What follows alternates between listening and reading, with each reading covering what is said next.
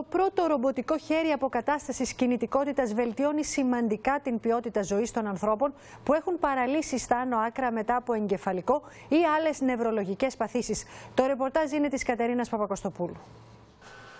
Δοκιμάσαμε το ρομποτικό χέρι και με τη βοήθεια του φυσιοθεραπευτή Παντελή Κυριάκη προσπαθήσαμε να κατανοήσουμε τον τρόπο με τον οποίο ένας ασθενής μετά από εγκεφαλικό ή άλλη νευρολογική νόσο θα μπορέσει να ξανακουνήσει τα χέρια του. Ερχόμαστε λοιπόν εμείς και με το μηχάνημα αυτό αρχίζουμε και κινητοποιούμε το χέρι. Ένα χέρι το οποίο είναι παράλυτο, αδύναμο, άτονο, αρχίζει σιγά σιγά με το μηχάνημα αυτό να επαναποκτά τις κινήσεις που του λείπουν.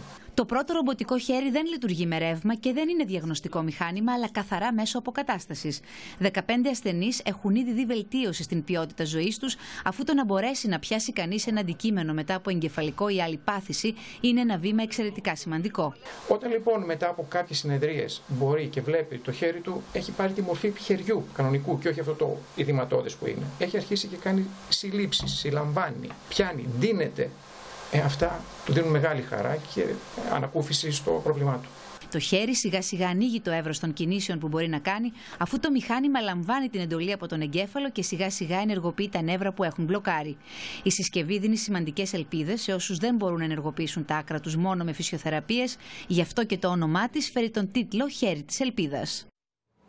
Αλλάζουμε κλίμα.